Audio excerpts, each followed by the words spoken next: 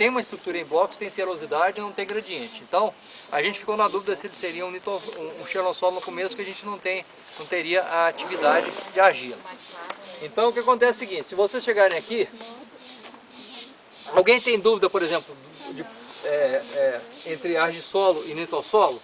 Qual que seria Para ter nitossolo, ele tem que ter essas características de estrutura bem claras, com serosidade. Aqui não está a condição melhor de tê-la expressa bem, porque está muito úmido, então você acaba não conseguindo nem destovar direito. Mas ele tem serosidade e tem uma estrutura em blocos e não tem o gradiente. Quando a gente faz o análise, o gradiente é muito pequeno. Então, em princípio, é o seguinte, se ele tiver, a gente vai ver mais tarde um solo que tem um gradiente, que aí vocês acreditam no que é um gradiente mesmo, no que não tem dúvida. Mas esse aqui, em princípio, tem esse problema que a gente não vê, a gente não consegue perceber essa característica morfológica tão clara, mas tem. Se a gente levar e deixar secar, você consegue ver. Mas quando leva muito tempo e choveu, essa noite a gente acabou comprometendo. Mas enfim, se ele tiver o gradiente, se ele não tivesse gradiente textural e tiver essas características de morfologia muito claras, ele acaba sendo um litossolo. Ele pode ser um latossolo? Não, só passando o resto do solo. Alguém tem alguma dúvida de separar isso aqui? Oi? Não pode por causa da serosidade?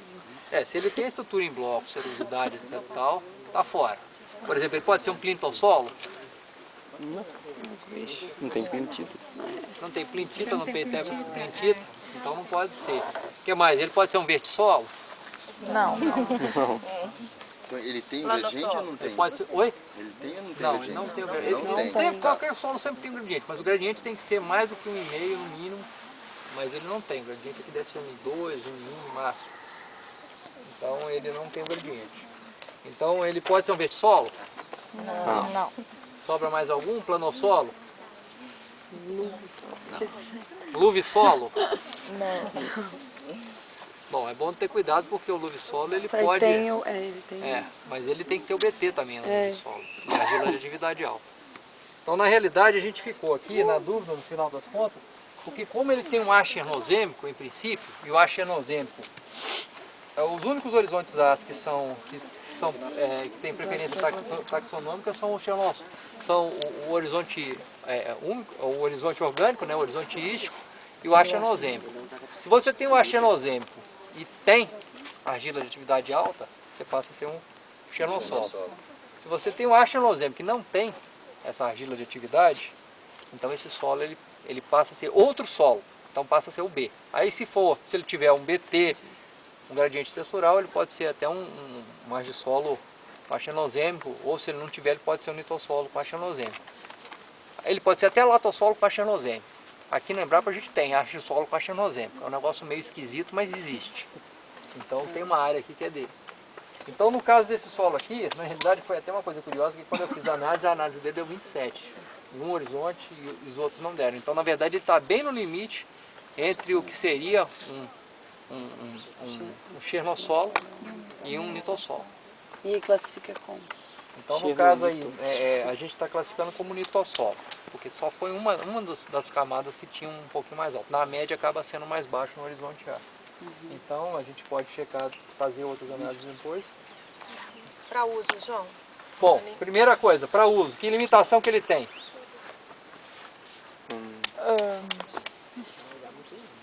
Pegajosidade?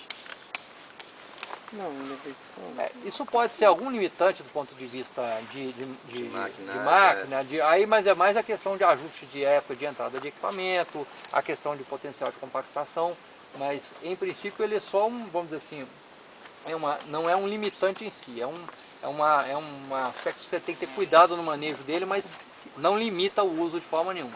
Ele tem problema de profundidade? Não. De encharcamento? Não. Ele tem problema de rochosidade? Não. Tem problema, por exemplo, de horizonte cascalhento, petroclíntico, etc? Não. Tem problema de fertilidade? Não.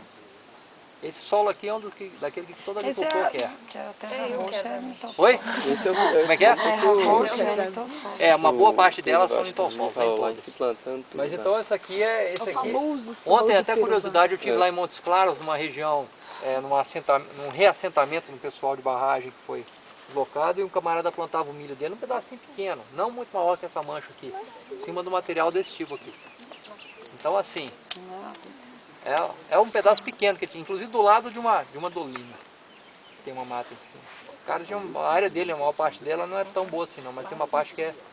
Então, você pegava o horizonte A dele, preto. Até mais escuro que esse aqui. O horizonte B já material parecido com esse aqui. Então assim, isso aqui é... Se tiver uma fazenda com isso aqui, você está com burro na sombra, como diz o povo.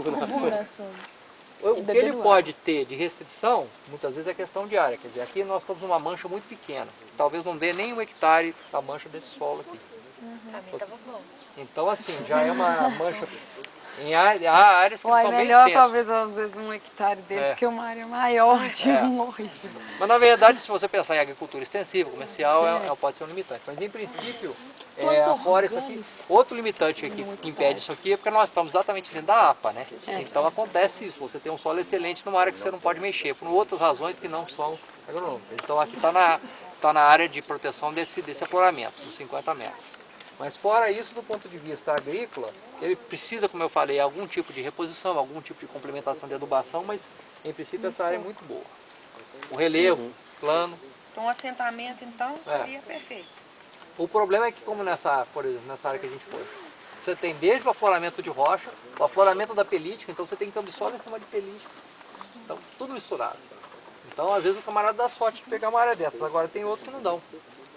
Igual no Jequitinhonha, por exemplo, tem um camarada que tinha um platôzinho que não tinha nem um terço de hectare, o resto era tudo inundável, era gleissolo úmido, cativo do rio. Então ele tinha que esperar vazante para poder plantar alguma coisa. Então às vezes acontece isso, é uma questão. Tem mais alguma dúvida aqui por enquanto? Uma questão, alguma pergunta, gente? Vamos andar então, vamos ali no outro ali em cima.